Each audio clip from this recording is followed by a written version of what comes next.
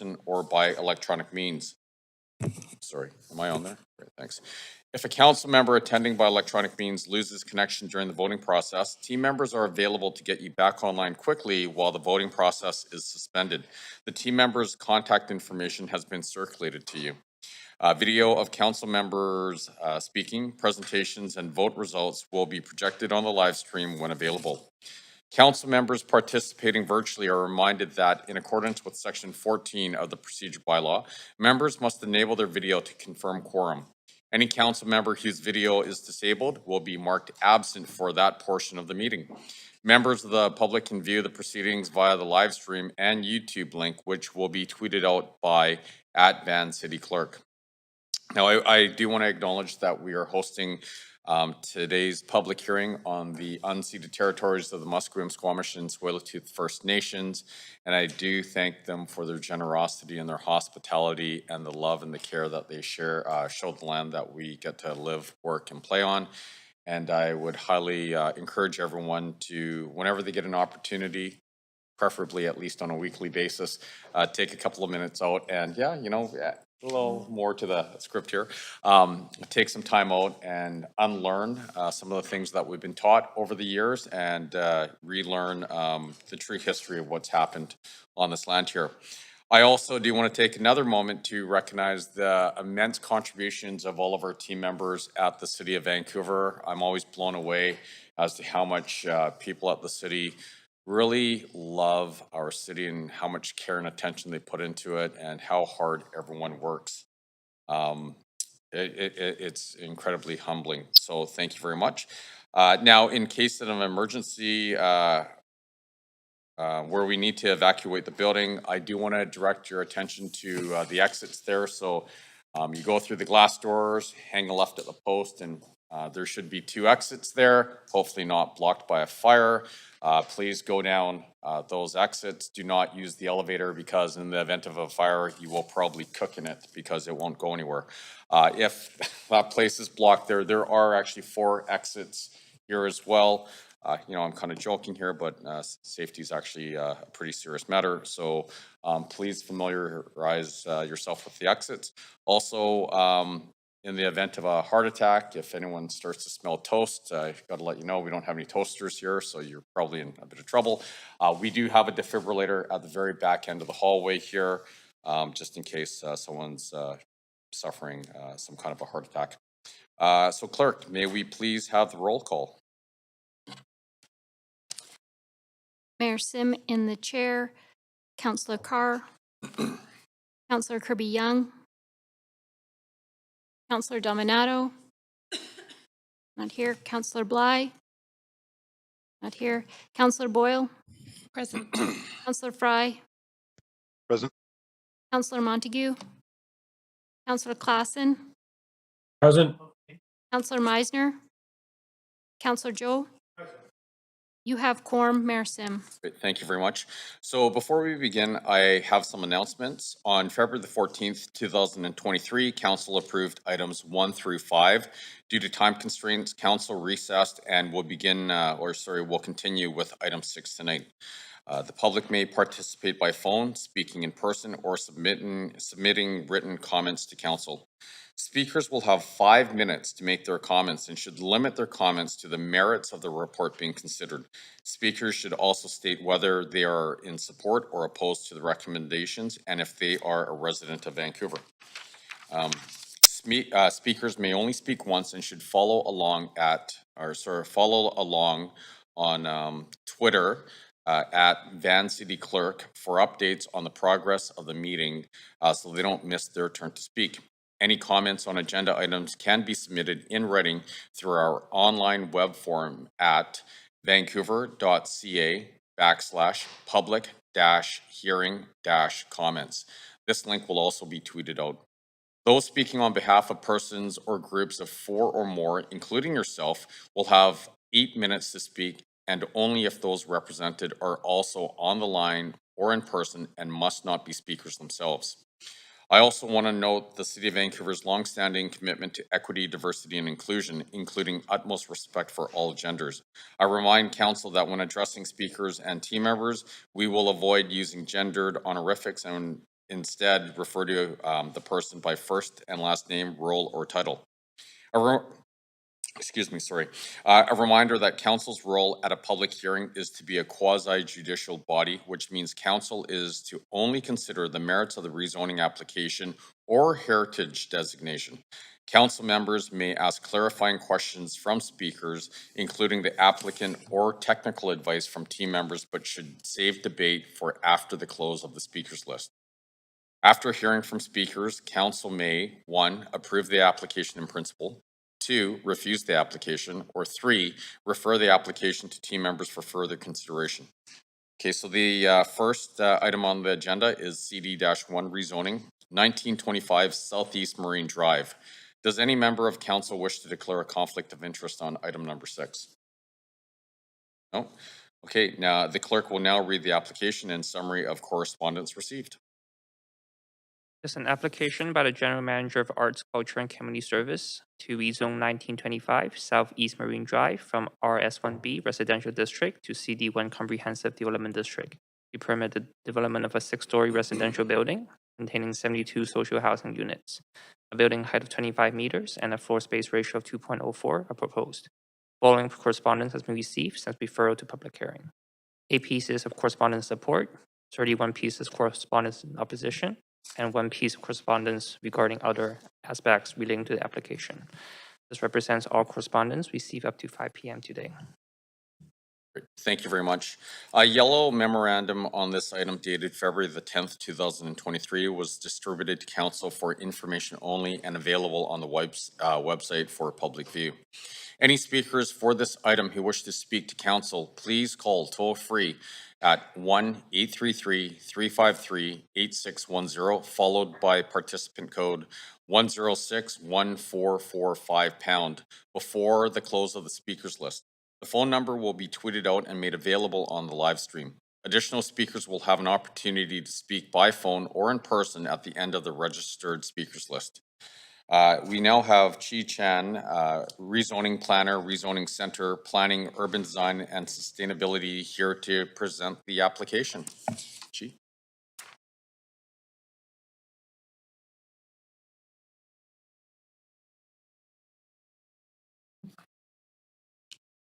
Thank you. Good evening, Mayor and Council. My name is Chi Chan. I am the rezoning planner for this social housing application, which is being considered under the Victoria Fraserview Killarney Community Vision. The site, shown here in the middle of the slide in red, is comprised of 1 lot at the southeast corner of Southeast Marine Drive and Beatrice Street. The site and surrounding lots are zoned RS1B, low-density residential zoning. As you can see on this slide, the site and its eastern neighbors are undeveloped. All the other surrounding properties are developed as single detached housing. The site is within walking distance of 2 parks and is located directly on the number 100 bus route between Marpole and the 22nd Street SkyTrain station. It's just 1 block away from the number 20 bus stop along Victoria Drive to downtown. There are a few east-west and north-south bike routes nearby. Commercial services and amenities are also accessible by transit along Marine Drive and to the north along Victoria Drive. The Victoria Fraserview Killarney Community Vision, under which this application is being considered, permits rezoning for social housing projects without further planning study. In 2017, Council approved the Housing Vancouver strategy, which identifies the need to coordinate actions with senior governments, nonprofits, and Indigenous partners to deliver housing for the lowest income households. The strategy also identifies the need to create new, purpose-built, self-contained social and supportive housing in all neighborhoods of the city. As a city of reconciliation, the city commits to form a sustained relationship of mutual respect and understanding with local First Nations and the urban Indigenous community. As Indigenous residents are significantly overrepresented among those who are experiencing homelessness, this project is an action in support of reconciliation. Council adopted an equity framework in July 2021 that provides guidance on embedding equity into our work, both internally and externally.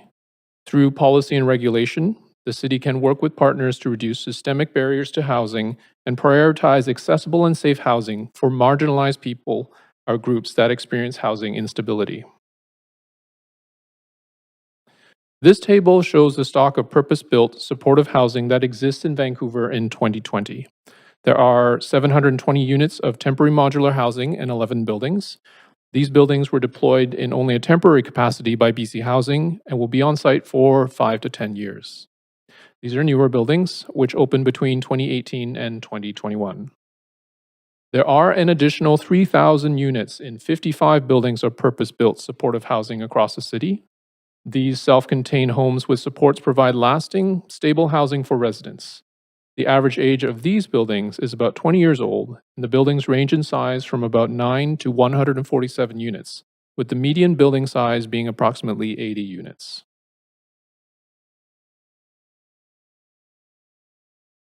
This map shows where partnerships with senior levels of government have resulted in new, purpose-built supportive homes across the city since 2010.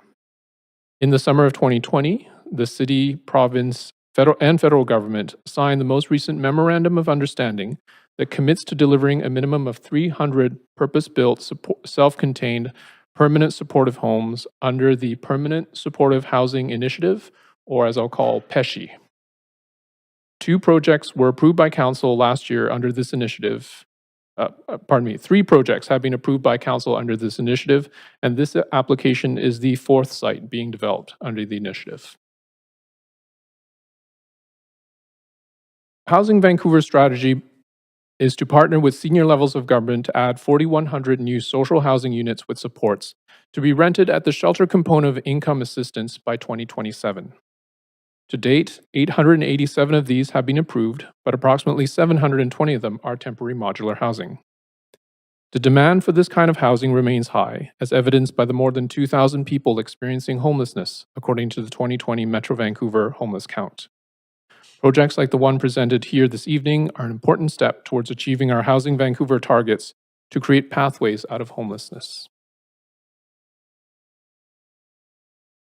Supportive housing buildings have 24/7 staff embedded in the building to provide on-site support services for residents. This slide shows the range of services that may ultimately be offered at this location by both the nonprofit operator, in-reach services by community partners, or by Vancouver Coastal Health. Building operations, programs, and services are funded by BC Housing and provided by nonprofit operators and may change and adapt over time as resident and community needs change.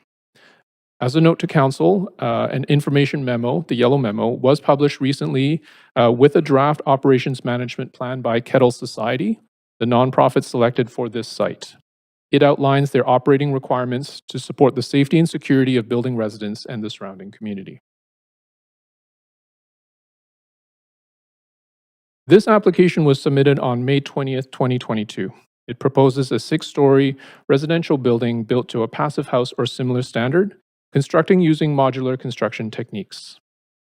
A building height of 82 feet and an FSR of 2.04 are recommended. It includes 72 studio rental units, which are all for individuals. Although a known undercount, the Metro Van homeless count consistently found only 3% of respondents were with children. BC Housing has indicated for the PESHI sites, the objective is to maximize the delivery of new homes for single individuals. Adult family members who desire to be together could be accommodated in the same building and each have their own secured rental home. All units would rent at the shelter component of income assistance. In BC, this rate is $375 per month for an individual. The applicant hosted pre-application engagement events in spring 2022. They reached out to key stakeholders, including local schools, care facilities, nonprofits, the VPD, and a neighborhood house, to introduce the project and offer a meeting with BC Housing and city staff. None of the groups requested a meeting. Pre-engagement activities also included visits to local businesses and the hand delivery of postcards to residents within a 2-block radius, 2 evening virtual neighborhood dialogue sessions, and a public webpage where comments and questions could be submitted. Finally, a community liaison from BC Housing with contact information remained available throughout the entire rezoning process. Following the submission of the rezoning application, a city-hosted virtual open house was held between June the 27th to July 17th, 2022. A site sign and Shape Your City webpage were posted, and the city sent out 760 postcards to notify residents in the surrounding neighborhood. A total of 164 submissions were received during the city's public comment period. Support was expressed for social housing, the building's height, massing, and density. Concerns were expressed related to the lack of local amenities and services and safety.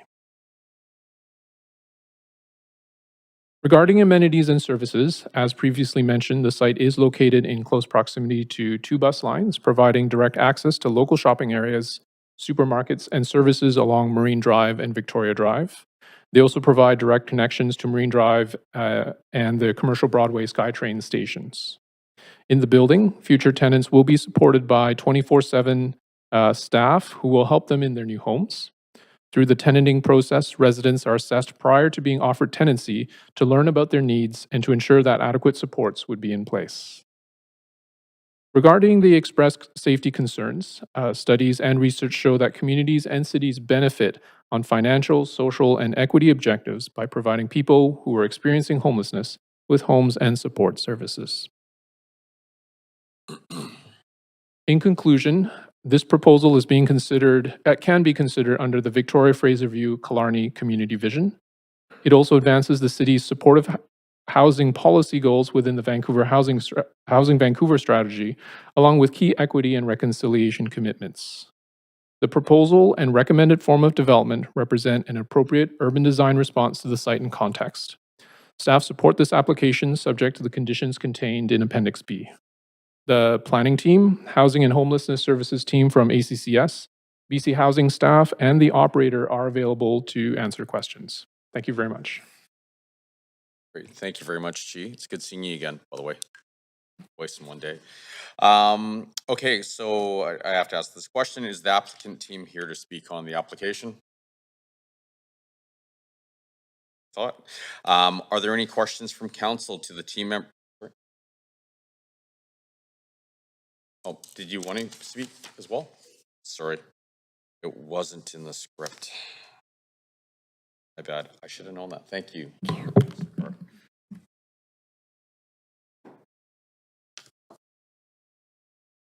Thank you. Good evening, Mayor Sim and members of council. My name is Heather Oland, and I am the Director of Non-Market Housing Development for the City of Vancouver. On behalf of the applicant team, we would like to thank you for your consideration of our proposal to develop 72 social housing homes with supports on the city site located at 1925 Southeast Marine Drive. The non-market housing development team plays an important role in achieving the Housing Vancouver goals for the development of social housing on this and other city sites.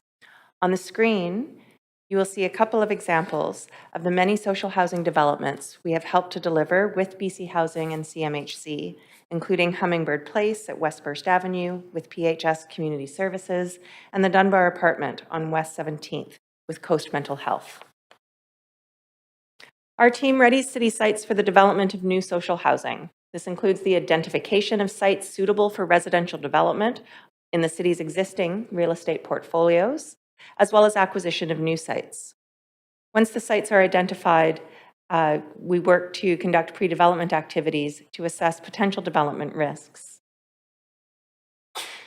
In this case, the Southeast Marine Drive site was already owned by the city and is considered appropriate for residential development from a technical perspective. We also work to secure partnerships with senior government and funders so that social housing projects are affordable to residents of Vancouver and are financially sustainable over the long term. This includes capital funding and, in some cases, like this one, ongoing operational subsidies to keep rents affordable. For this project, we had early support from both BC Housing and CMHC to advance the Southeast Marine Drive site to this milestone, and we are grateful for their partnership. We foster partnerships with nonprofit housing operators and service providers like the Kettle Society, who will operate the proposed building once completed. Their input into the design and programming is essential so that the social housing located on city sites provides safe, secure, and affordable housing for the people of Vancouver. Finally, we assist our partners through regulatory submissions, such as rezoning applications for social housing projects on city sites, and provide development management support in an effort to streamline and expedite the delivery of homes in our city. I am pleased to introduce James Forsyth, the Director of Regional Development, Lower Mainland with BC Housing, who will be presenting the details of tonight's proposal. Thank you very much.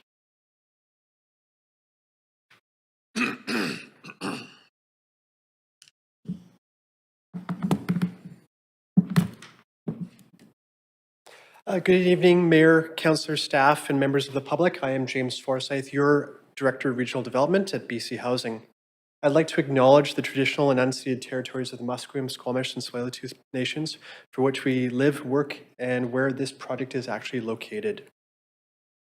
I have the privilege, and I would like to introduce Janet Smith, Director of Housing at the Kettle Society, for some opening words.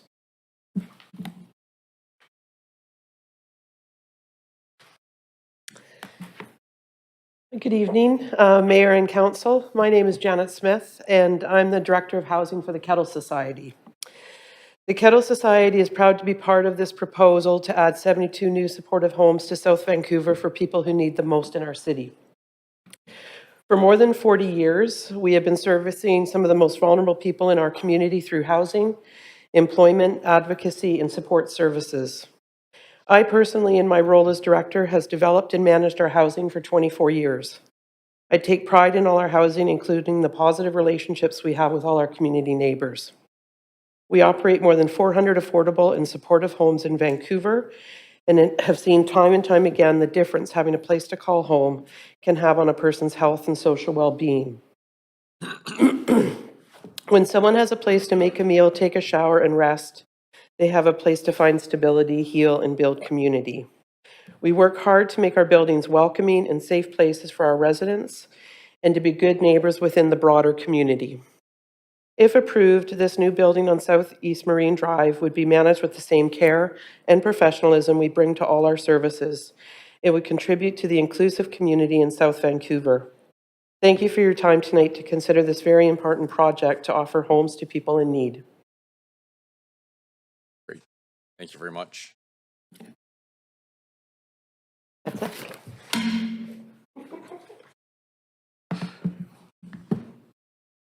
This project precipitated from a MOU between the City of Vancouver, BC Housing, and CMHC. This agreement, by all three levels of government, is a unified acknowledgement of some very serious challenges we are collectively facing with respect to people at risk of homelessness. As part of this partnership, the City will provide suitable land for projects, CMHC and BC Housing will provide the capital funding, and BC Housing will provide operating funding. So why did we sign this MOU? Well, we are still in a housing crisis. In 2022, there were 2,095 people recognized during the homeless count who were experiencing homelessness. And on March 7th and 8th, another homeless count is going to be taking place. This project seeks to address the deepest levels of affordability and provide supports for people who are homeless or at risk of homelessness. They are our most vulnerable citizens, and they need our help. So the solution that is before you today is a step in the right direction. This project would not be possible without the capital operating funding from BC Housing through our supportive housing fund and the capital funding through CMHC. The project includes 72 homes and supports for the people who are living there. They are self-contained units with their own kitchens and bathrooms, and there will be an emphasis on accessible units and amenities to support the people making this building their home.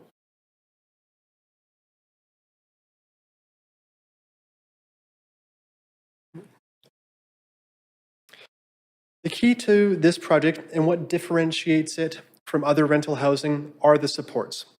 While people living in the building will have their own self-contained units, providing them the wraparound services are key to creating stabilized environments. This includes things as simple as laundry or meals, medical care, programs to connect with culture, skills training, and mental health services are part of these wraparound supports as well.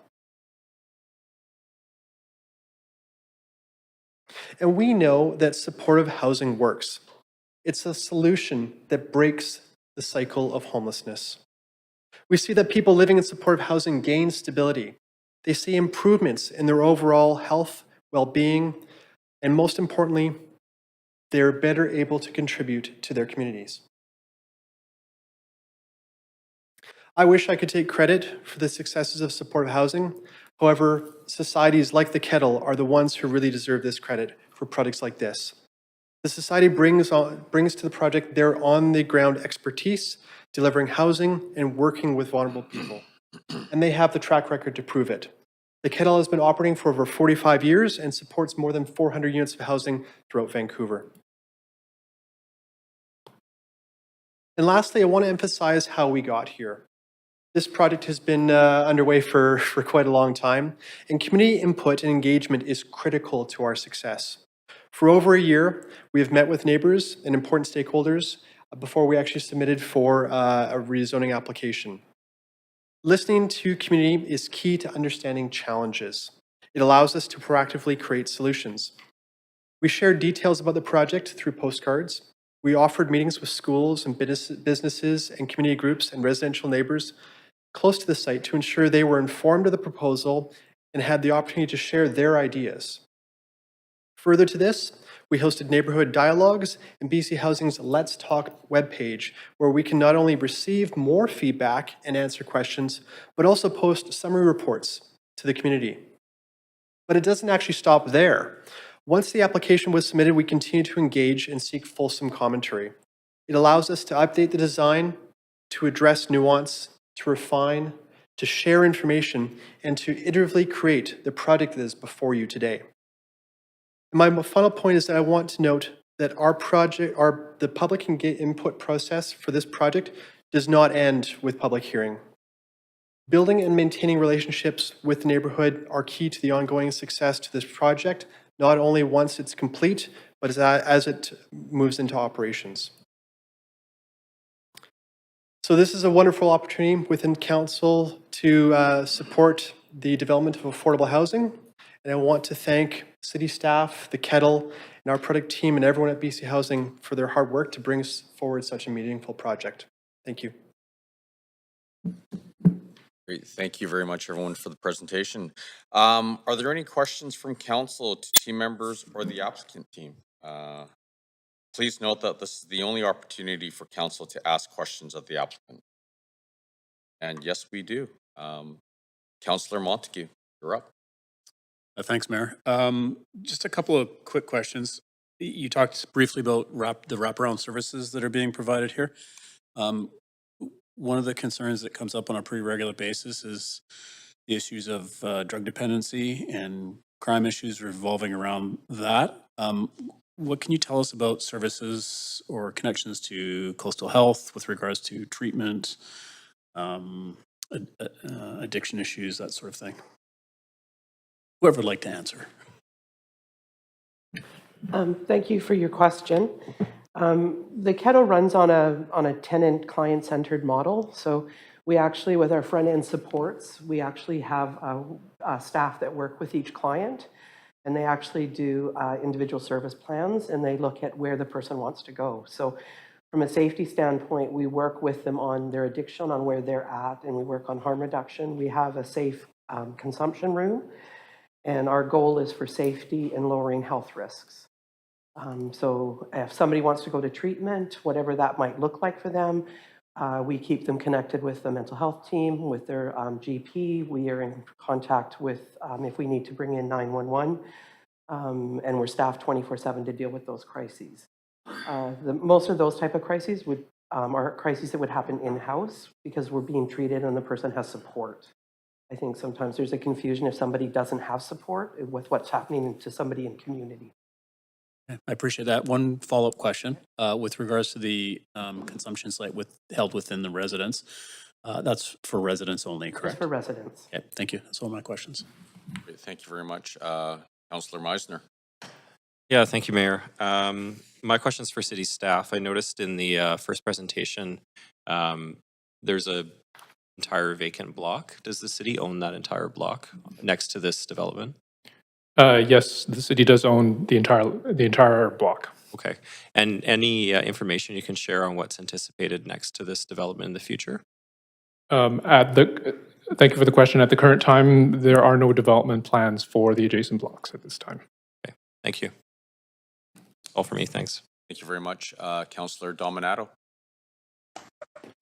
Hi, Mayor, thanks. And my question is for the applicant. And I just wanted to just follow up on your points around supportive housing and what the Kettle Society offers and juxtapose it with, often with public hearings, we hear concerns with respect to, and it's held up as a poster child as Marguerite Ford. And I know that's not one of your buildings and housing, but could you talk a little bit about the evolution of supportive housing from your perspective, Janet?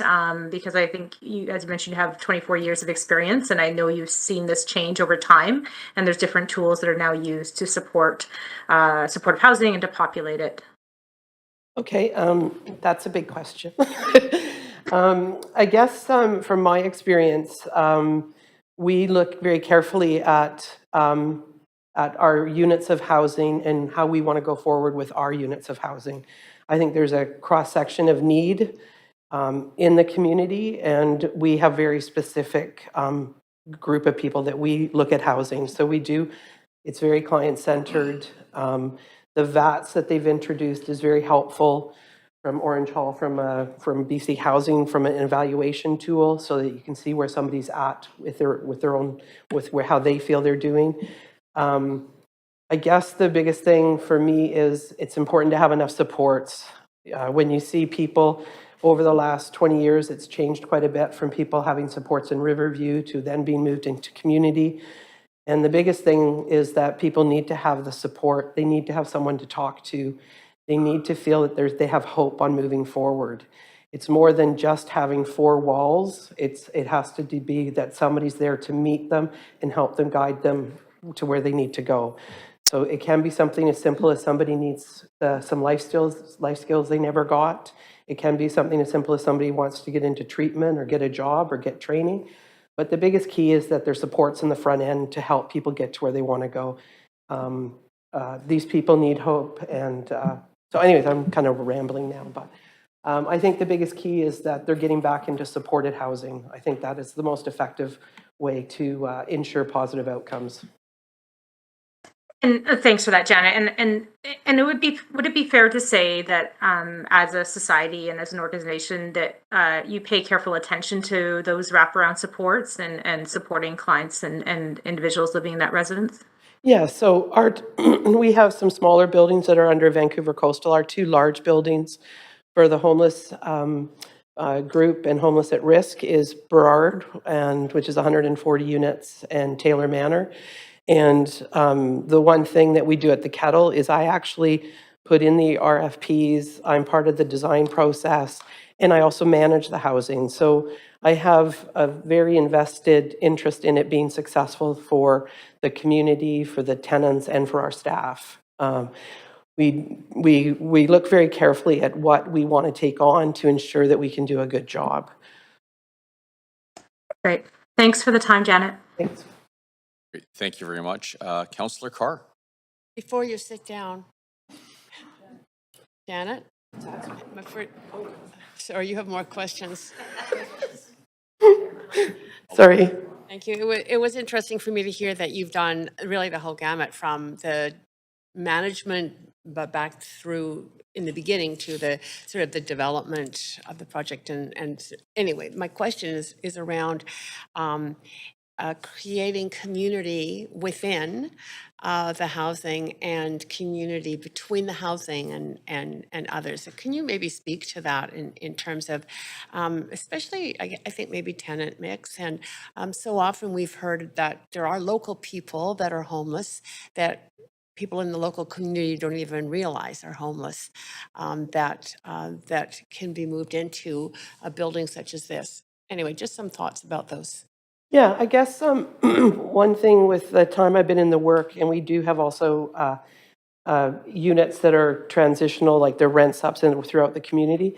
I think it's really interesting how one of the keys to end homelessness is to give people a choice of their community. So it could be that they're homeless in that community. It could be that they were raised in that community. It could be that they have an aunt that they like to take care of and help out and help take shopping, and they're there. So it's really important to listen to the need of where people would prefer to live in their neighborhood of choice for it to be successful. And I think it's important to work on like the tenant mix. We work closely with Orange Hall on who the referrals are, and we look at the different levels of needs. We look at different other ratios to ensure that it's a healthy blended community, that it's not out of balance. And from there, we also work on with when people move in. We actually work with them when they've been referred out in community. So when they come to the building, they feel like that they recognize the staff and they feel like, oh, I've got a home, that there's some connection going from where they were to where they're going. And from there, we actually work on with the support staff of going out in community, showing them where shopping is, like going on the bus together. We do a lot of programming to build interior community and exterior community. So if somebody, when we're doing the individual service plans, wants to get reconnected to the spirituality and they said, I used to go to church, we'll go and we'll ask them where they want to go, and we'll help connect them to the local church. So it's a real individual service around what is the people needing to move forward with their lives. So I don't know if that answered your question. Oh, it totally answered my question. Thank you. I really appreciate that. It was very helpful. Okay. And one question I think it probably is to Janet. No, to our staff person, Heather, is it? Yeah. Heather, I'm interested in knowing about the passive house standard. And I know that we're moving that way as a city around zero emission or net zero emissions. Can you speak to the comfort level of passive house standard buildings, especially in extreme weather events? The comfort level in terms of interior comfort. Yeah. Councillor Carr, thank you for your question. We have our architect here, Heidi from Human, and I'm going to have her answer that question for you. Thank you. Appreciate it. I'm glad you're here. Thank you so much for the question. One of my favorite topics. So passive house does a couple of things particularly for extreme weather. So one of the things that it does is obviously heats the buildings with a very, very low amount of energy. So it has these really thick walls. That means that not only does it help with the comfort of the tenants within in terms of being able to sit closer to the walls, so triple pane windows, thick walls, so they can comfortably be in any space in their unit or in the amenity spaces and feel comfortable. But probably even more importantly now is that it has what we would call free cooling. So because of the mechanical systems, we're able to have what we used to call air conditioning in all of the units and amenity spaces at almost no extra energy for the overall energy balance for the project. And thank you. And I know there might be a higher upfront cost, but in terms of long-term operating costs, does that balance out? Yeah, yes, great point. So there is a very minimal upfront cost. So the mechanical systems now have become much more widely available. So probably 10 years ago, a high efficiency building like this would have to source some of the mechanical equipment, maybe even some of the materials that go into the building envelope from Europe or from further away in the United States. And now we have many products in the Lower Mainland. I'm sorry, we're at time. Thank you. Appreciate it. Yeah, you're welcome. And I did give you the extra 10 seconds for the lull. Thank you. Yep, so sorry about that. Okay, Councillor Klassen. Thank you, Mayor. Again, to our team regarding housing placement here, I wanted to talk a little bit about the location itself. There have been some expressions of concern from the community. This is obviously something that they're, when they learn about, they have some questions and concerns. Can I just ask you, it seems to me that we've done a heavy concentration of a lot of our social housing towards the city's core. What how do we benefit by moving and providing housing outside of the city's core and into South Vancouver, which from the looks of things has very few sites like this.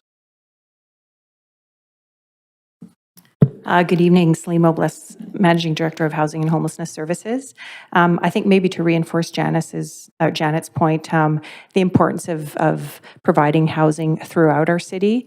It is true supportive housing is predominantly in and around the downtown core, but the need exists in communities throughout the city and the region for that matter. So really, I think in trying to identify sites for this MOU, we certainly looked at sites right across the city, and this one was selected for a variety of reasons: suitability, location, access to transit amenities and services, and hence why it's before you today.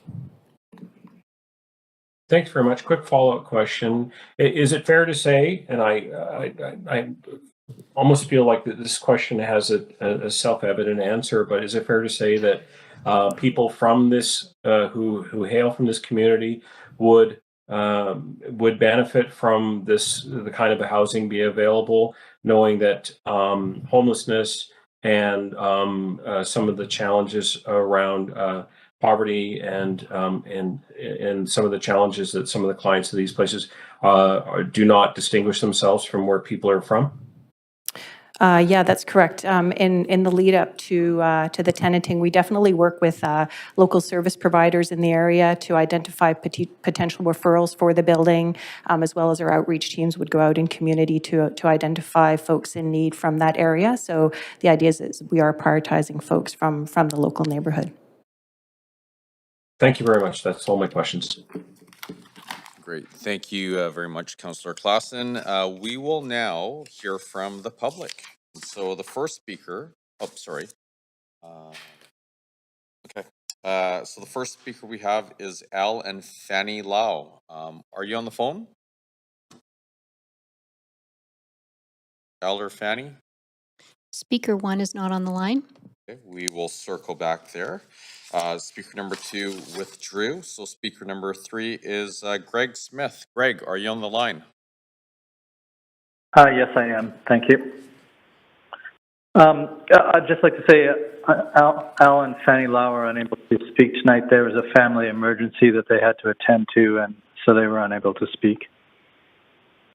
They reached out to me and let me know. So, yes, my name is Greg Smith. I'm a resident of Vancouver and a resident of the neighborhood, very close to the development. And I'd like to voice my opposition to the development on a number of items. One is in terms of the housing model. I do acknowledge that these type of facilities need to be developed in the city.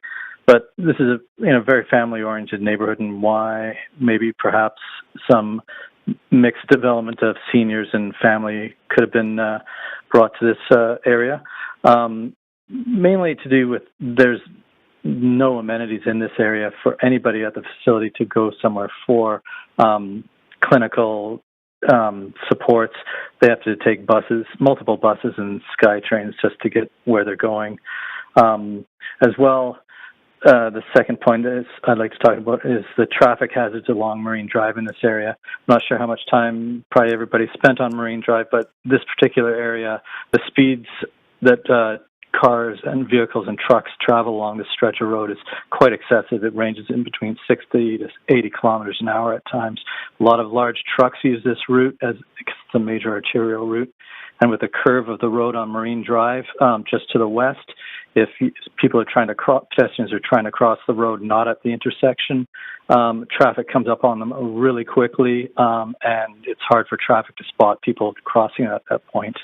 There's been some very major accidents over the 25 years that I've lived in this neighborhood, in this stretch of Marine Drive, and I think there should be some changes to the traffic pattern in that area.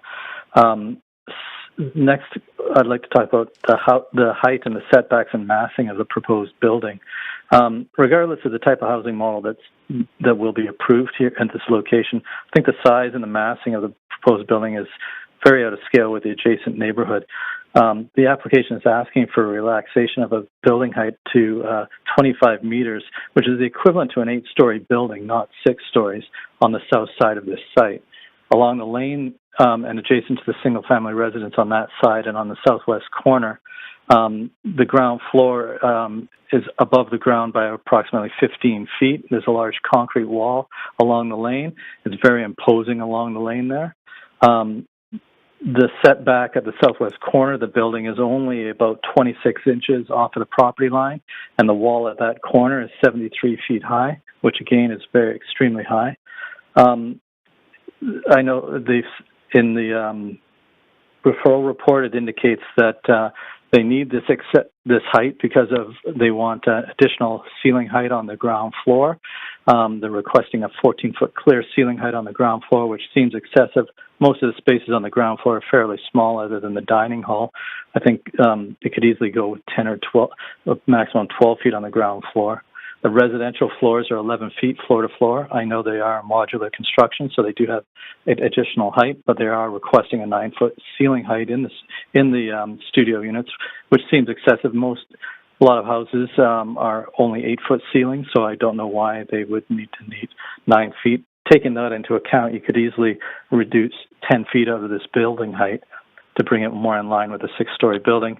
And I think it should have the 6th floor removed totally, which would bring it more into line of a standard 6-story building at about 62 to 65 feet above grade.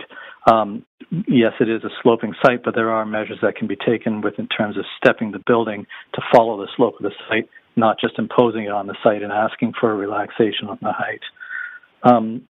The next is the clear cutting of the trees on the site. Every single mature tree that's on the site is slated to be demolished. When I read through the arborist report, it made note that some of the trees had been damaged by recent work on the site, and that recent work had been done by crews that were engaged by this applicant to do utility locates and geotechnical investigation on the site. So, in effect, they damaged the trees themselves. I witnessed this when I saw them in there, and I asked what was going on, and I was told they couldn't tell me what they were surveying the site for. I'd also like to talk about in terms of the report in Appendix B, there's references to the street improvements along Beatrice Street. Hi, sorry, sidewalks and Greg, I sort of cut you off, but your time is up. But want to thank you. Thank you for your comments. Then, seeing no questions, the next person we have on our list is Nathan Davidowitz. Nathan, are you there? Hello? Oh, you're on the phone. Okay. Oh, you hear me? Oh, Hey, Nathan, you're Yeah. on. Good to hear you again. Thank you very much, Mayor and councils. I'll just continue from the previous speaker, I presume, about all the problems in that area. I mean, we have a new complex. There'll be 60 people moving in there who don't own cars and will need to use public transit. In other cities, as a condition of rezoning, the developer pays for a bus shelter and bench. There is an existing bus stop on Marine Drive and Beatrice Street without a shelter and a bench. The Harrison bus loop does not meet the 1990 American Disability Act or the 2021 Canadian Disability Act. Someone made a mistake when they replaced the old accessible bus loop with the new inaccessible bus loop over 40 years ago. This bus loop is the only bad one really in the city of Vancouver. There were many proposals to extend the number 20 Victoria bus, but nothing has been done. We actually lost in 2001 the extension of the number 29 Elliott bus to the East Fraser Lands and Champlain Heights. So there's many questions that, need to be answered, and the Development Permit Board usually don't even answer any questions when these types of applications come there. So I don't know who is going to answer the questions and who is going to do anything about accessibility and proper transit to this new project. So things have to be somehow changed, and I don't know, maybe this new council will make some changes, but that's about all my comments. Great. Thank you very much, Nathan. Seeing no questions for you. The next person we have on the line is Jennifer Deutsch. I hope I pronounced that name correctly, your last name. Jennifer, are you online? Okay, we will circle back. Okay. The next speaker is Gregory Old. Gregory, are you there? Here he comes. Oh, and he has someone special coming as well. Oh, please don't get up. Thank you. I brought my bodyguard. Awesome. What's your daughter's name?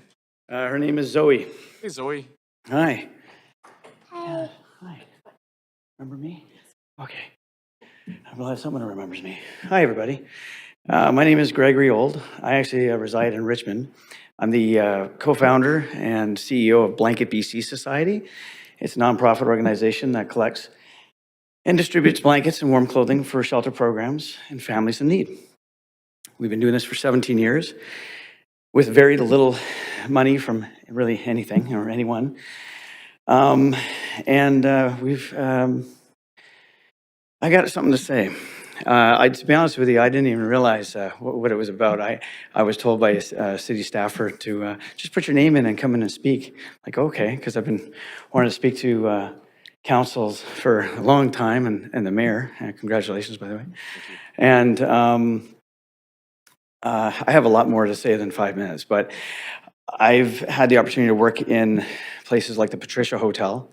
I've been able to, over the 17 years, hand out blankets to Kettle Society, which run very well comparatively to other organizations whom I'm not going to mention because that wouldn't be very nice. But I will tell you that a lot of these places become hell on earth. And it really needs to be consequences for living inside these places. If you're going to live in these places, if you're going to support these places, if you're going to spend money on these places, then people have to realize that there are rules. The council has rules. The mayor has rules. We all have rules. And I think it's really important that we only want to see more housing. It's important. The Housing First initiative is amazing. It works. Can I just ask you to do one thing, and we'll give you Yeah. a lot of latitude here. Sure. Especially because Zoe's here. Can we sort of tailor your comments towards the merits of the project? Sure, I could do Awesome. that. Thank you very much. I could do that. This particular project, I've just recently gotten to know a little bit more about in the past, 25 minutes. I'm sorry, I apologize. But from what I understand, if the Kettle Society is going to run it, they will run it well. And I mean that. I think I've seen it from my own eyes.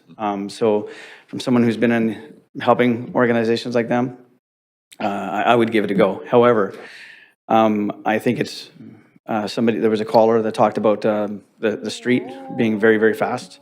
You have people living there who are users oftentimes, and drugs are now legal. We're going backwards in society, I think, to be honest with you. You're going to have, people will get hurt because they're going to be out on the street. I work on the Canada Line, it's my regular job. And we have supportive housing just across the street from Bridgeport in Richmond. And there's been numerous incidents. We have a lot more drug overdoses as well on the Canada Line. A lot more, like 1,000% more than when we first started. So I just caution the city. Yes, I think it's important to get housing for people, but, and I think, like I said, I think Kettle Society is a fantastic organization that would run, but as long as there are consequences to, following the rules, you need to follow rules, and they need to be met.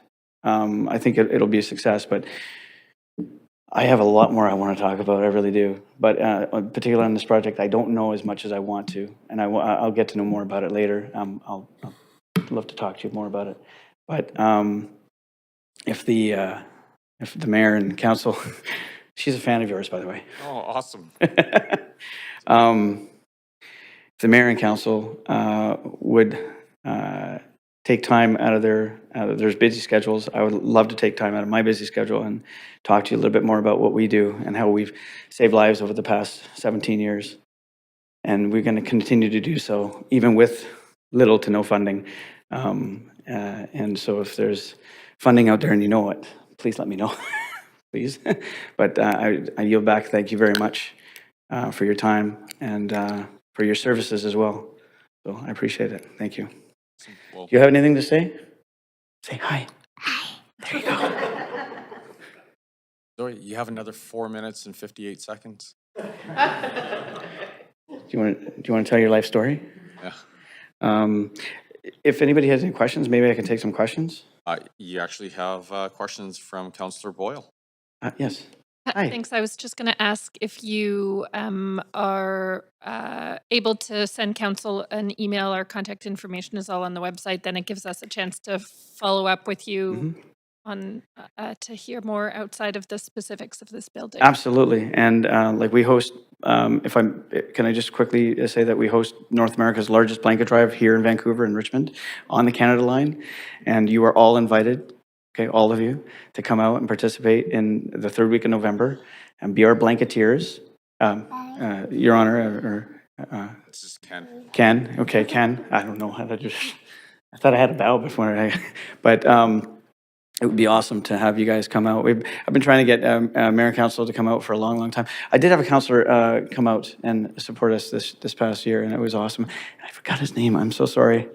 But tall. Mike Klassen, yes, Mike. I don't know where Mike is today, but hi, Mike. Thank you very much. Can we pull him up? Oh, we're trying to get Mike on the screen there. Oh, okay. Thank you very much. Yeah, I appreciate it. Hey. Does anybody else have some dying awesome questions? No. No? Okay. Listen, I know I speak for all of us when we say thank you very much. Thank you for everything you do, and you're making a big difference in a lot of lives. Thank you. It's really cool. I appreciate and you it. will, I'm sure, have quite a few of us, or at least some of us, see you in the third week of November as well. For sure. And I hope to meet you all before that and have one-on-one discussions. We want to do more. We want to be able to work with amazing organizations like Kettle Society. You know, we work out with Lookout and Community Builders Group. Yes. Anything else? Okay. So, awesome. yeah, thank you very much. I really appreciate it. Thank you for your time. Thank you. And thank you, Zoe. Thank you, Zoe. I think you're the youngest speaker here. Yeah. In history. Okay, Right. thank you. Thank you very much. Thank you for your time. The next person we have is Laura E. Is Laura here? Yep. Here comes.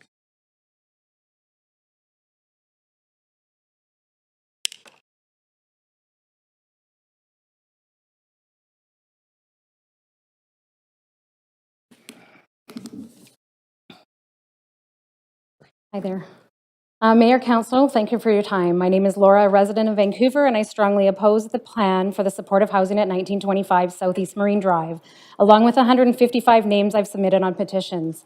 It's proven to be a failed model, would violate other city policies, the area lacks access to resources, has low suitability scores, the lack of transparency and communication with BC Housing, city staff, and councillors throughout the process. There is no plan. There's no one responsible or accountable for issues once built and occupied.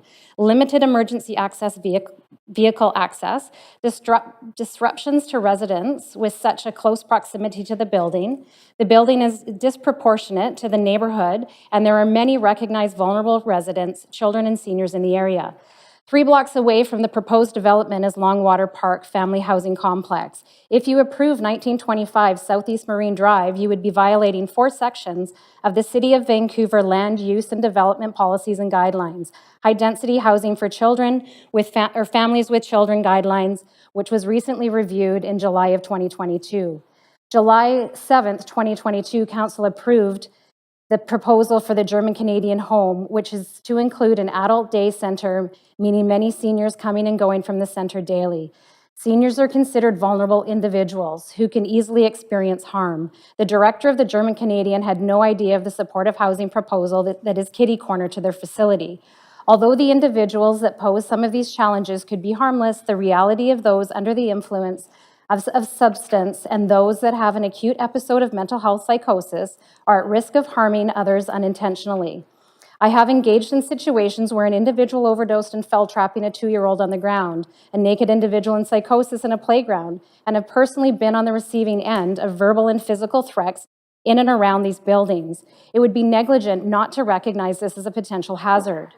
BC Housing, BC provincial government, and the City of Vancouver is discriminating against the vulnerable and homeless individuals that get overlooked due to the current operation and management of these projects. In speaking with some of the homeless on the street, young and elderly, they choose not to apply for a room. Why? They tell me poor living conditions, the drugs, alcohol, prostitution, the violence, and the gangs. They state staff cannot help or enforce rules out of the fear for their own personal safety. So how are we supporting the homeless who choose their safety over a roof over their head? Behavior is the way in which one acts and conducts oneself, especially towards others. Repeated behaviors form a pattern. The pattern of behaviors are connected and categorized to activities and groups. For example, hyperactivity relates to ADHD, psychosis relates to substance abuse and mental health. I ask you, Mayor and Council, how many SROs, supportive housing buildings, have you been in? How many rooms within those buildings have you been in? With my career and serving the community over 25 years, I can tell you I've been in over 95% in Vancouver, many in the Lower Mainland, sometimes multiple times in a day. But when I go to these individuals, I go with compassion. I go with an open mind. I go to provide them with some kind of help and support. But it doesn't change the patterns of behaviors I witness. Housing this many people with similar risks and behaviors only increase probability of incidents. It's proven with the call volumes involving police, fire, and ambulance to these buildings. It's proven in the CAC reports. It's proven in the increase of violence and crime, all showing a pattern of behavior. These repeated behaviors and activities are a reality and what is causing concern and fear for many Vancouverites. As much as it saddens us and we wish better for them, they are allowed to make bad choices. I'm here to stop the supportive housing proposal, but also here to advocate for substance abuse and mental health individuals that require more support and long-term rehab centers. To advocate for the homeless or the near homeless youth, adults, seniors, and veterans who do not want to be subjected to addiction and violence while they're facing their challenges. And for the citizens and taxpayers who just want to feel safe and secure and enjoy their neighborhoods. The same principles the ABC Party campaigned they would represent with the goal to improve our city, reduce crime, and make our city safer. Who disagreed with the current failed model and recognized the need for more specialized supports for those that required and wanted it. Yet Council unanimously voted in favor of approving the Grandview Highway and this failed housing model. Vancouverites voted for change, and some of us are perplexed by the outcome. Due to the time limitations, policies, examples, and more in-depth explanations can be found in my opposition submissions. Thank you. Great. Thank you very much. Thank you, Laura. Seeing no questions, we will go next to Darren S. And Darren is here in person as well.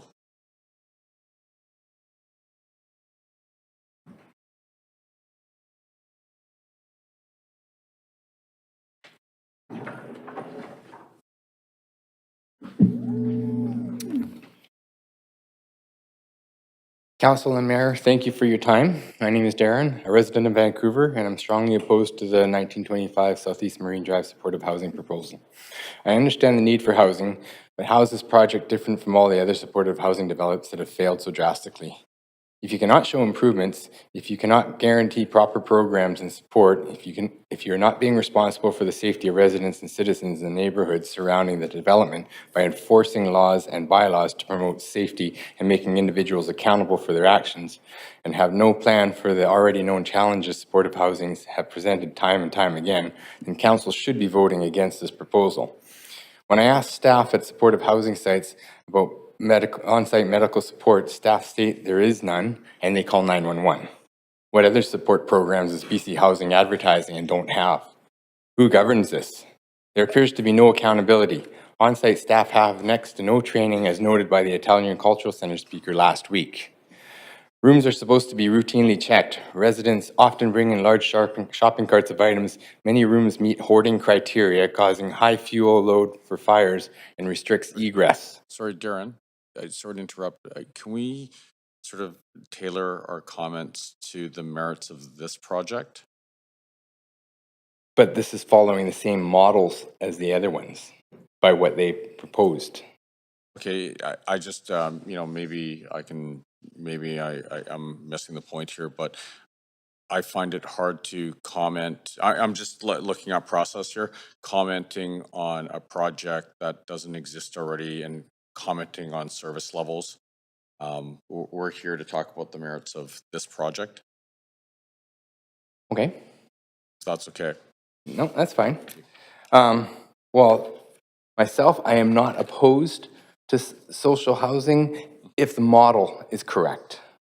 And to me, this model of intermixing the clientele does not seem to work from experiences as I've been to in different sites. One thing I do advocate for is drug rehab.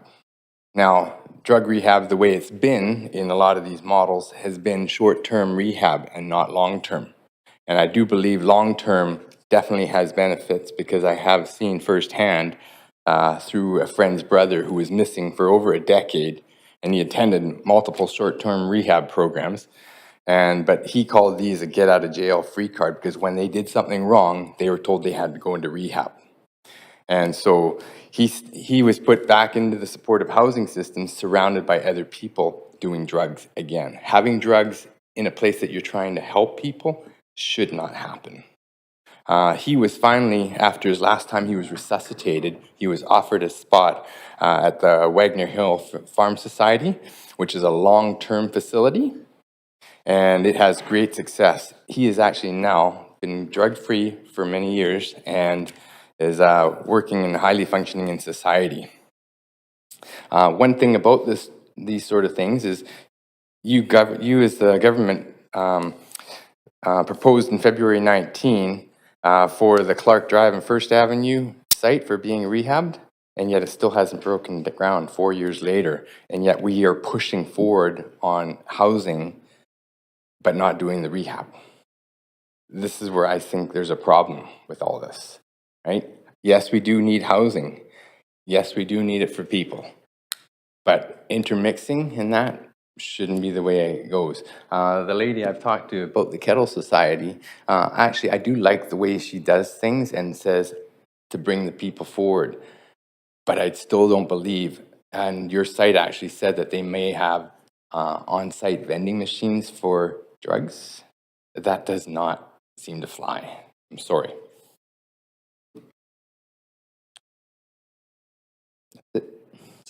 Listen, thank you very much for coming in and sharing your thoughts with us, and we hear the passion in your voice, so thank you.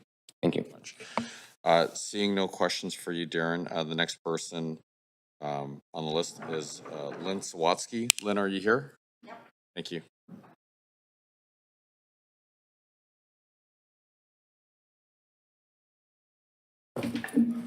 Hello, and congrats on your becoming mayor. That's awesome.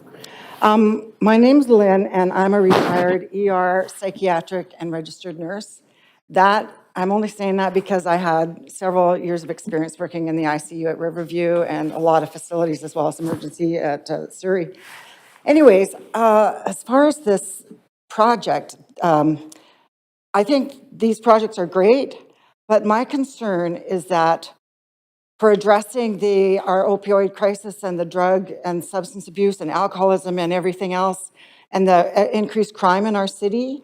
What I'm concerned about is how the residents that are going into these housing projects, how are they triaging or assessing where the need lies?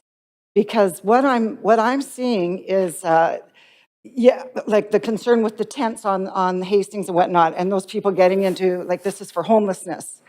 It's great that, you know, to get them there, because businesses are going belly up and whatnot. People are leaving businesses because of the shootings and whatnot downtown.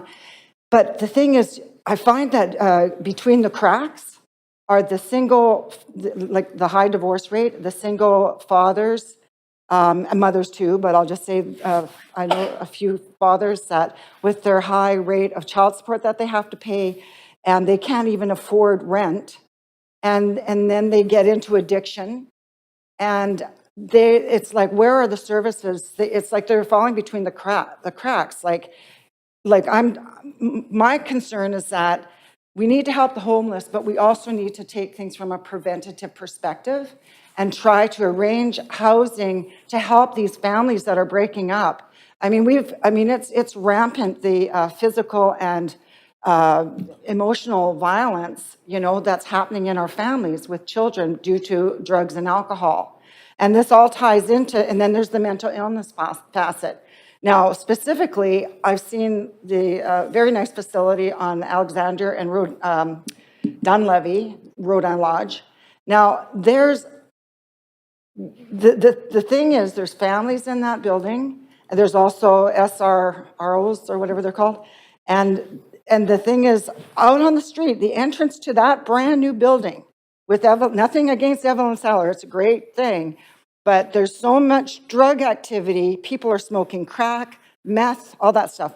My concern is that this type of thing it's just that we need to pull in the parameters and have restrictions on these home places for the homeless and whatnot, so that people are respecting, like, the rules, and it's like, it's not right that there's families living in these facilities and there's drug activity right outside the door, et cetera, et cetera. Yeah. I think we could. So is there anything that you wanted to sort of address with respect to the specifics of the project?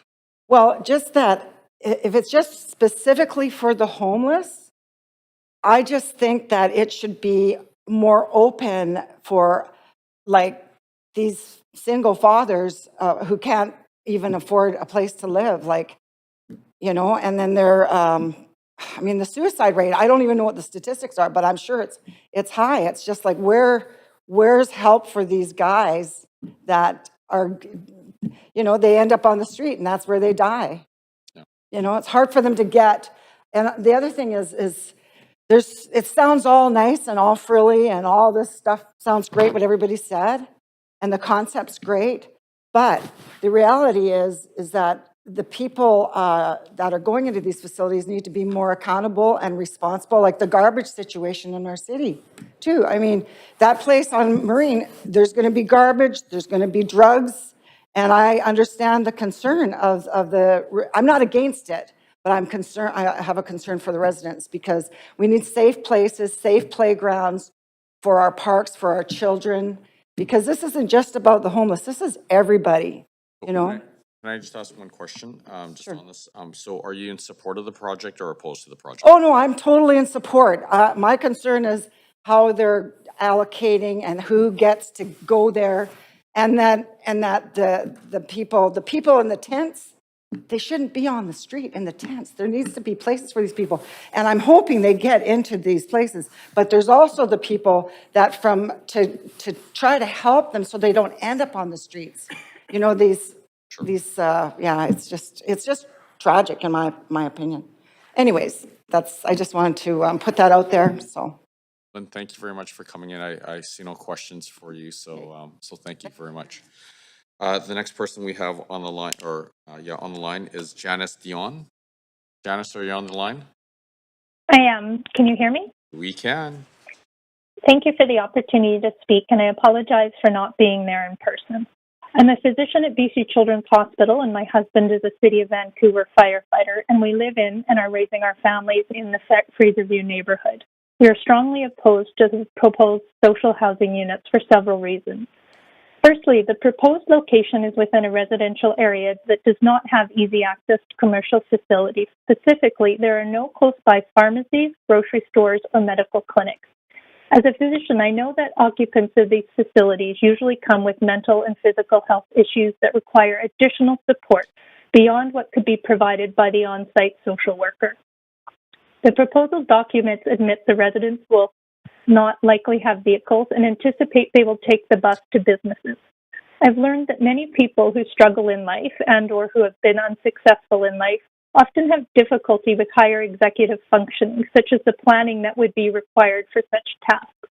The ability to make medical appointments or reorder prescriptions ahead of time, search out the location they need to attend, figure out which bus lines to take, and time the trip with open business hours may be easy tasks for you or I, but use higher level cognitive processing that many of the residents may not possess.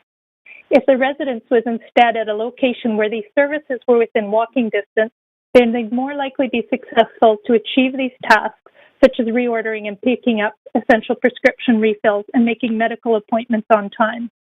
The proposed location is more likely to create stumbling blocks, and they will continue to be unsuccessful in basic life chores. Secondly, the proposed community currently rarely experiences mental health crises and substance use on our streets, and we cannot assure that only on-site consumption and deprivation of the users. This is a family-friendly community with young families and seniors, including several senior care homes. The proposal itself admits that mental health and substance use issues come with the residents of the proposed facility. So you would be introducing these issues into one of the few remaining areas in Vancouver that does not currently witness these issues. At the moment, our children play carefree in the community and parks without worrying about the adults walking by or needles in the playground. The proposal mentions moving social housing units out of the downtown east side, but why move them into an area mostly free of mental health and drug issues? Why would we prioritize substance abusing adults over a safe and trauma-free childhood for the children currently living in the community? Did you grow up in a community where you were free to run around with neighbors and play in parks without worrying about the kinds of people experiencing a mental health crisis or drug crisis in the middle of the street? What kind of childhood do you want for your children? Carefree or scared and traumatized? What do you think happens to children who are exposed to chronic medical traumatizing and violent actions? The medical literature tells us they experience more psychological and medical illnesses in both childhood and adulthood. And what about all of the seniors in the community who are frail and feel particularly vulnerable? Maybe they're your parents or grandparents. Is this what you want for them? My husband is working tonight and not able to speak, but wrote down some of his thoughts for me to share. As a City of Vancouver firefighter, he has seen firsthand the effects of the different social housing projects have had across the neighborhoods in our city. He's seen increases in overdoses, assaults, and vandalism himself. He has witnessed the rapid deterioration of the quality of living conditions in the individual units themselves that have led to an increase in fire-specific responses and believes there are City of Vancouver fire reports that support his actions. We are certain there will be an increase in police, fire, and ambulance responses required to the area, and there's no indications in the current proposal of how they're going to address these increased needs. My husband and I strongly feel this quiet residential area is just not the right location for this kind of housing unit for all of these reasons and more. Thank you for your time. Great, thank you, Janice. You do have one question, or you have questions? Councillor Kirby-Young. Yeah, hi, Janice. Thanks for speaking tonight. I just wanted to follow up, and I appreciate your comments and the concerns that you raised. Just wanted to follow up with a quick question. And you spoke to some of the experiences that your husband had had in responding to some of the locations. Were you referring more specifically to SROs, or were you also referring to temporary or sort of modular housing projects, I should say, that are with self-contained rooms that have their own kitchens and bathrooms and bedrooms like this specific project? I'm sorry he's not here to answer. When we were discussing this, he was talking about how these single housing units, that the maintenance of the main areas can sometimes be kept quite nice, but within the individual units, that's often where the condition deteriorates and leads to the increased fire responses. Okay, so you're not sure if he was referring to new builds or, say, for example, the aging or the older SRO or single room occupancy stock in the downtown east side? I don't. I just know that there's a disproportionate number of calls to these kinds of units for the fire service. Okay. Thank you. Appreciate you sharing your thoughts. Thank you very much, Janice. The next person we have online is Jay. Jay, are you there? Caller number 11, yes. Hi, Jay, go ahead. Okay. Just before we get started, I've got some concerns, and I hope either council or the mayor will contact me. There's been issues with regards to the delays in getting information to this site for full public reference. And I was also just given an incorrect access code, so it's been very difficult for me over the last 20 minutes to try and get through. So I just want to leave it at that. So I am presenting as caller number 11.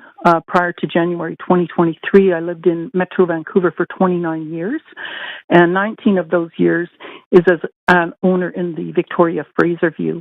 I know this area. I've driven and walked and biked it. I oppose the rezoning of the Southeast Marine Drive 1925. And even in its surrounding couple blocks should not be rezoned nor planned for densities any greater than what is currently zoned for and able to handle given the existing infrastructure until, unless, and when the city first brings it and can demonstrate to the public the area is brought to a higher standard of safety, service, support, and maintenance. This particular small section of Southeast Marine, particularly between Argyle and Duff Street, is not safe. It has limited to no services or support and currently cannot ensure the goals we are hoping for and the people it's intending to support.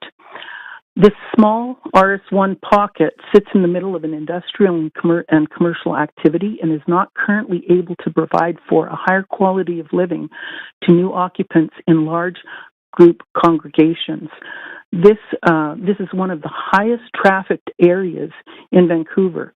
The high volume of commercial, industrial, public, and city traffic, the noise and echo between this section of corridor, specifically Argyle Street and Duff Street, and pollution on this arterial is excessive. I'm going to refer to page 3 on the referral report, meeting dated January 17th, that references the Victoria Fraser View Killarney Vision of 2002. Within there, they talk about traffic, reduce the impact of traffic. They say there should be more enforcement of traffic rules, improved pedestrian crossings, safer intersections, increased regulation of trucking. The traffic and transportation, the traffic and its impacts are major issues in the VFK. VFK has some of the city's busiest streets in terms of both car and truck traffic. Victoria has some of the highest accident intersections in the city. Marine will continue to be primary arterials used by traffic traveling across the city and region. They are truck and transit routes. Traffic volumes and vehicle mixes make them difficult streets to live on or to cross. Marine is a major barrier between the Fraserland community and the rest of VFQ. The city should go beyond responding to residential requests and begin to proactively conduct its own criteria-based evaluation. So how did we do in these last 20 years? The residents continue to hear the racing of vehicles at all hours, many times after midnight, running through reds on the crossing at Victoria Drive, traffic speeds in excess and not enforced at the 50-kilometer posting, accidents at Beatrice and Victoria Drive, where deaths have happened, sounds of crashes, glass shattering, screeching of tires and brakes. Sorry, Rat running is a Jay, sorry, can we sort of tailor our comments to the merits of the project? I'm talking about the safety and why this building shouldn't be there. And the only way to present that is to tell you what we see and happen on a daily occurrence. There's rat running at south of Marine Drive, and there the occurrences have been repeatedly reported to the city, and nothing has changed.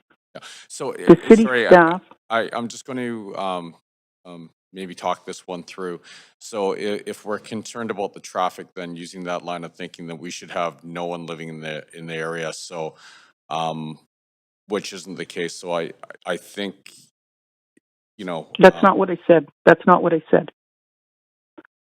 I said that, so basically the city has been asked whether or not they have done any kind of risk assessment analysis and studies, and whether or not they have any reports or they have examined the traffic flowing through there, and how many accidents and the safety concern, just with regards to the safety alone of the traffic. And I was told by the city that they were not even considering that. And I apologize.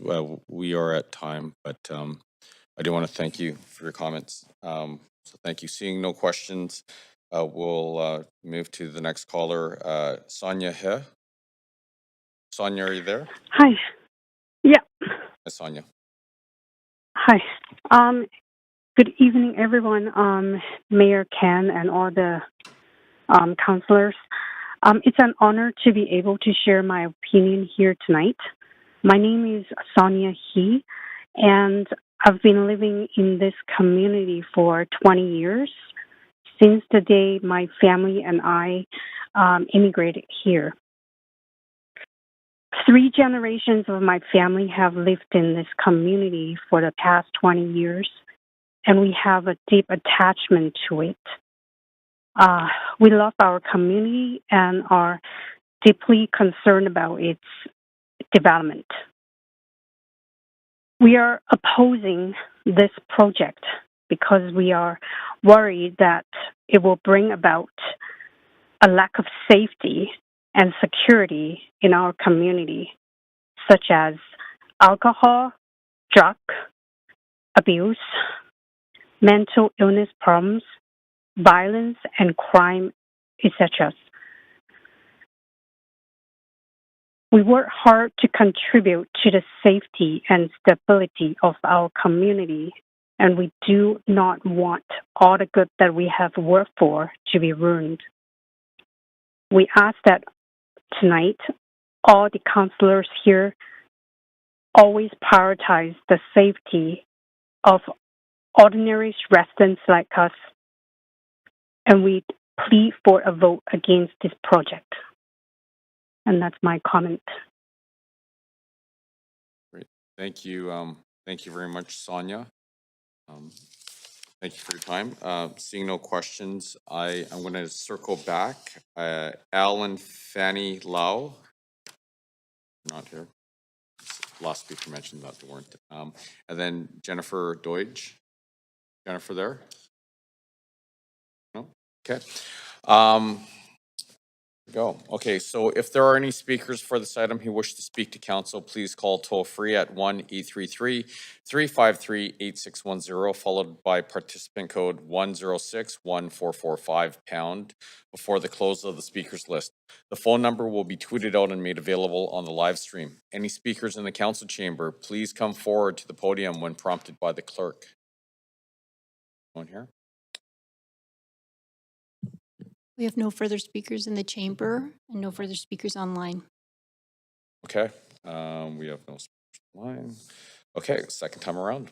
If there are any speakers for this item who wish to speak to council, please call toll free at 1-833-353-8610, followed by participant code 106-1445# before the close of the speakers list. The phone number will be tweeted out and made available on the live stream. No callers? We have no speakers on the line. Okay.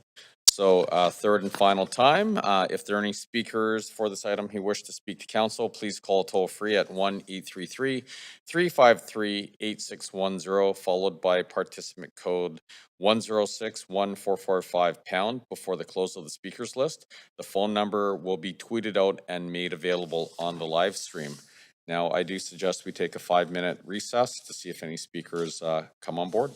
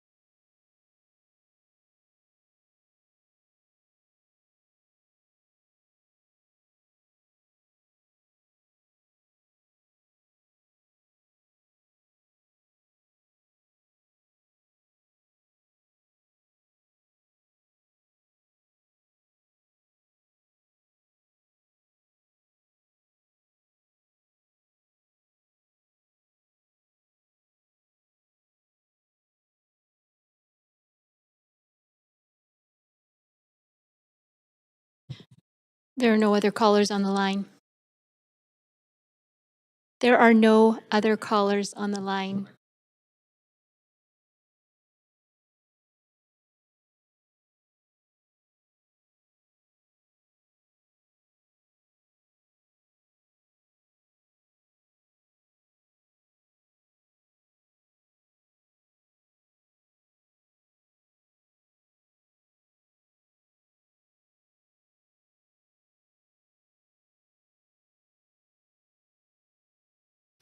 Thank you, Mayor Sim. We have no comments.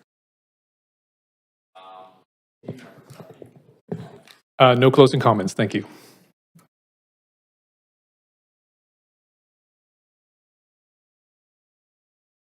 Yeah, thank you. I just did want to follow up on that point that was raised by one of the speakers about the trees being damaged by the developer, I guess, or it seemed to intimate that, or people checking out the site, some contractor, and that they were mature trees. And so any comment that staff might have on the state of those trees or the reason why they were said to be in poor condition in the report? Thank you, Councillor Carr, for the question. Chi Chan, rezoning planner. So the site was evaluated by the professional arborist, and it was found that because none of the trees could be saved on this development. In fact, several of the trees were also at risk in its current state of falling. There was probably visits to the site that may have been to survey the trees, and there were also visits to the site to actually remove some of the at-risk trees. So that could have been what the speaker was referring to. But due to the slope of the site and the nature of the trees on the site, they're not going to survive a construction either. So that's why it was the professional arborist recommendation and staff support that we won't be retaining any trees on this development. Right. They were called old growth by the speaker. I mean, I don't even know what the species were, but old growth trees are like 250 years up. I can't speak exactly to, I'm not a specialist in that field, but this is as an urban site, it's a scruffy regrown site. Some trees do look really big, but it has been cleared before. Okay, thank you. Appreciate that. Thanks. I just wondered also, my understanding is there's been efforts underway to improve transit access along Southwest Marine there. Do we have any information about improved bus speed and reliability along that route? Thank you for the question. Not at this point. We do work with TransLink, but I'm not familiar exactly with the exact improvements beyond those two bus lines that do serve the area and the night bus that serves this area. Okay, thanks.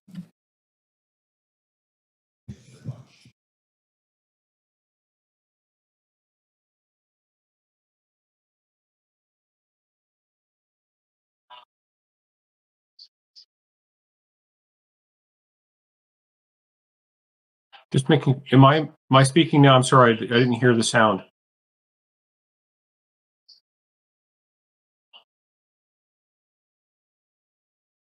I'm raising my sound. Can you, I'll restart your timer. Okay, thanks a lot. Just a few final remarks, and then just relate to projects of this kind in general. And it's a re-emphasis on the importance of our community engagement with regard to projects like this. Councillor Klassen, we haven't gotten to that point yet. We're closing. Pardon me. Sorry. Great. So I'll just hold back then. Thank you. Do you have any questions for team members? I could actually just ask the question, and it's just one item that I have been asking frequently is just about the creation of community advisory committees when it comes to establishing new supportive housing in our communities. I know that staff have talked frequently about this, but I just wanted to make sure that for people who are listening in tonight, that they all have a chance to continue to voice their concerns and engage with both the operator, BC Housing, and with the city, just to make sure that any of their concerns are really addressed as we move forward into eventually developing and occupying this site. Celine Mobilis, Managing Director of Housing and Homelessness Services. I can confirm there will definitely be a community advisory committee, and I think in the draft OMP that was submitted by Kettle, it also demonstrates their experience in working with communities through those CACs. So yes, definitely there will be one for this project. Thank you, and thank you as always for putting these together. And I do hope that people in the community that have expressed concerns will have appreciate the fact that they do have a voice. They will have a voice, and that these CACs, community advisory communities, Councillor Klassen, can be very good. Thank you. Awesome. Thank you. Can I just get a show of hands for everyone online? The councillors, can you just put up your hand if you can hear us? Great, thank you. I had a note here that you couldn't. I'm glad that is resolved. Councillor Carr. Yeah, I just got myself on to move the staff recommendations. Okay. All right. Well, you guys are jumping the gun a little bit here versus the list. Thank you very much. So that was moved by Councillor Carr and seconded by Councillor Boyle. Is there any debate? Sorry. I'm going to the main queue. Here we go. All right. And yes, we have Councillor Carr. Great, thank you. Yeah, I just wanted to support the project. You know, I'm very appreciative of the staff and the applicant presentations, and specifically the detail which was presented to us and to the public around especially the services that are going to be provided on site, the process of selection. I know that kind of detail doesn't need to be offered. I was very appreciative of the fact that it was offered, and you know, just the attentiveness really to the fact that this is a real focus on helping people in need who are homeless get into a better state in their lives.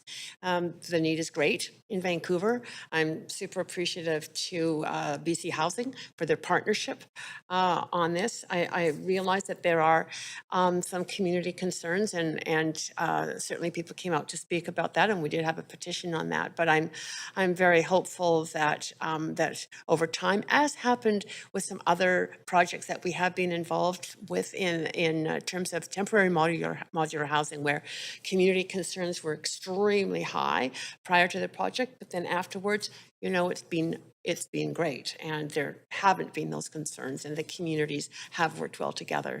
So within the housing and around the housing. I am hopeful in that regard.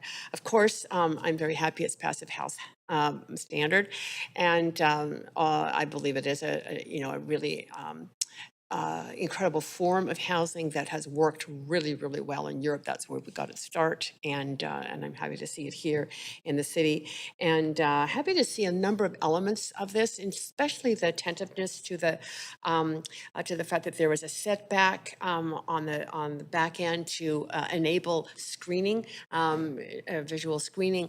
There are garden plots involved, sort of rooftop amenities. I think all of these things will make for a high quality of life. So yeah, I like the project. Great. Thank you very much, Councillor Carr. Councillor Montague. Yeah, thanks, Mayor. Couple of comments, and I wanted to address a few of the speakers and callers that had concerns about the project. One of the questions we got asked if any of us had been in an SRO or how many SROs we have been in over the years. I wanted to answer that question. As a former police officer, I've been in probably almost every SRO in the city. They are, some of them are horrific. They're horrible, horrible places to live. It's one of the reasons we see people out on the street. But I think it's important to remember that these aren't SROs. These are very different from what we typically see as an SRO. This is a huge, huge improvement over what those places are. With regards to some of the comments about accountability, I have the same concerns. Public safety, street disorder is a huge concern of mine whenever it comes to issues in the city. but I have a lot of confidence in the Kettle Society. I think they're a great operator. They have a really good track record. And when it comes down to it, it all comes down to operator and tenancy. One of the things I was super happy to see in this proposal was the Kettle Society's operations management plan.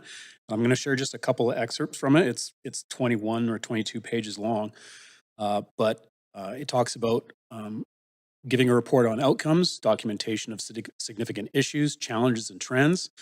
Kettle will provide contact information, contact telephone number for all neighbors, and make their number available at the exterior of the building. Tenants will be required to sign a crime-free addendum, which outlines expectations, continued residency, for continued residency, and will form part of the lease agreement. Breach of the addendum may lead to eviction. We all know how one tenant can be extremely disruptive. The fact that Kettle Society has a plan to deal with problem tenancy is really nice to see. It's nice to see accountability in this project. This OMP goes on to talk about how they'll outline expectations and provide orientation for all new tenants, having a community advisory committee, a dispute resolution process. It goes on and on. 24/7 emergency contact number will be made available to residents. Maintenance of the exterior of the building, a residence agreement where they are required to sign a housing agreement that will include a good neighbor expectations, 24-hour telephone. Like, this is a really thought out management plan. And like I said, I have a lot of faith in Kettle Society. Supportive housing and social housing still has a lot of improvements that we can do, and hopefully we'll see those improvements over the years. But I think this plan and this project is off to the right start. Thank you. Great, thank you very much. Councillor Kirby-Young. Yeah, thanks, Mayor. I want to follow up on Councillor Montague's comments and appreciate and thank all the speakers for sharing their comments. We always have this interesting kind of push and pull at the public hearings because council are supposed to theoretically deal with just the form of development and not necessarily get into specific issues around some of the finer grain aspects like tenanting, et cetera. However, it's a little contradictory and I know it's confusing for the public because, and sometimes even for councillors, because we get information brought forward about the intention of who it is to house in specific projects and who the operators are and so forth. And so that obviously adds sort of some additional perspective and information around different projects. I do think that there's a really important conversation that has been evolving around the need to substantively improve the quality of the housing that we are delivering for people. And my colleague referenced the SROs. I've been in a number of them myself, different tours or out with the mental health teams and VPD, sometimes just going through them. Son was touring with fire, and he's absolutely right. Like, some of the conditions are horrific, and you wouldn't want any human being to be living in those. It is a step forward over time. The SROs will be replaced with what we're talking about here, which is dignified, self-contained, quality housing. There, people have their own bathrooms, their own kitchens, and access to their own space. I also think that there's a lot of learning that has happened and a lot of public dialogue around projects like Marguerite Ford and others that have been unsuccessful in their implementation. And I do think it's incumbent on us to continue to keep improving on not just the quality of the housing, but the supportive services that is provided in conjunction to help people be successful in their housing and hopefully to sort of transition and move on to improving their individual situations. I do think that there are factors that intersect that matter. Things like the scale of the housing, things like the quality of the operator, the services that are provided to support people. And I think in this specific situation, we have a reputable, proven operator. We have quality new housing and individualized units, which is important, but also scale in terms of making sure that people do get some of those supports there. There's inevitably a settling in period. The advisory committees are a really good tool to identify and sort of have a forum for conversation around any settling in challenges that arise initially. But I understand where the community is coming from, and I think it's really incumbent on us to listen and hear those concerns, because if the community is feeling those impacts, that tells me that we've actually let the residents down and we're not providing the services that they need, because you're seeing the impacts spill out into community. So it's in everybody's best interest for these projects to be successful, and for people to be supported, so that people can connect successfully into community. And I do believe in integrated communities, but I also believe in smart housing coupled with the right support. So I think we do have sort of good quality units here, and I do think we have a good operator. But I wanted to reflect that in response to the concerns that we heard raised from the public tonight, which are important considerations, and I understand why they were brought forward. Thank you. Thank you very much. Councillor Dominato. Thanks, Mayor. And like my colleagues, I'd like to thank the speakers who came in person. Some of you are there in person, some who called in to share your perspectives. Appreciate that there are different perspectives around supportive housing, and particularly, I think some of it is rooted in fear, also rooted in not necessarily having experience with some of these housing proposals. And I appreciate Councillor Montague reflecting the fact that that we're not talking about SROs here. He's been through most of them, as you heard him say. And in fact, we are talking about a distinctive form of housing that not only is shelter, a roof over someone's head with self-enclosed units, but it's actually got the wraparound services that are necessary to support them. And we did hear that from the Kettle Society staff this evening, talking about how they work one-on-one with those individuals. And I think we recognize it's one of the issues that continues to surface in the city through our surveys, through engagement with the public, is that people are concerned about homelessness, they're concerned about housing, they're concerned about encampments, which again aren't humanitarian. We have people living on the streets. And so there is a need for this type of housing. What I did hear, and why I brought up the question around Marguerite Ford, is that in fact, while there have been a few housing proposals that have been pointed to as being unsuccessful or challenging, most of our supportive housing is successful in this city. I also have confidence in the Kettle Society and their track record, which BC Housing highlighted at the outset, and the over 400, probably nearly 500 units of housing that they deliver already today. And so, based on everything I've heard and the broader need that I think we have for supportive housing in the city, I'll be supporting this proposal. Thank you very much. Councillor Claassen. Thank you, Mayor. And just going to also build upon some of the comments from other members of council. I too have been following the work of the Kettle Society and know them to be a strongly reputable operator. And our goal here is success. The housing type that we're trying to put in here, I think, will be something that this community has needed for some time. I grew up in the south side of the city. In fact, when I was a young person, I used to work in companies that were just in this immediate area.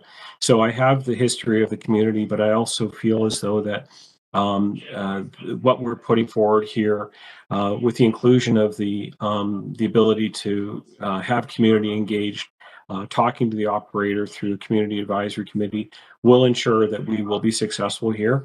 And our clear goal is to make sure that we are making sure that we're supporting people that have experienced homelessness, but also by giving them a new, safe, and well-serviced place to live that will make them as stable and valuable members of the community. So I'm optimistic about this, but I also want to reflect back that I heard concerns in the community, and those concerns have been heard. And our goal here is to be successful. And if we fall off the path and are going in the wrong direction, then it's entirely our job to make sure that we set things right. But again, I'm very confident. I'm confident in the work of Kettle Society, BC Housing, and our staff, and sort of bring this forward. So I will be supporting this project. Thank you. Great, thank you very much.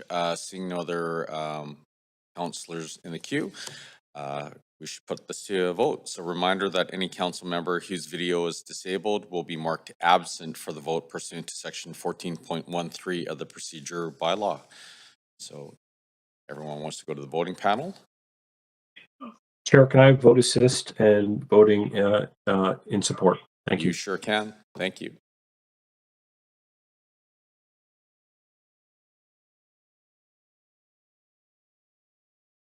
Okay, it passes unanimously. So thank you very much and congratulations. And thank you for all the hard work that everyone put into this. So we need a motion to adjourn. Councillor Carr, seconded by Councillor Montague. All in favor, say aye. All opposed, say nay. It's carried. This meeting is adjourned. Thank you, everyone. Good night, everyone. Night.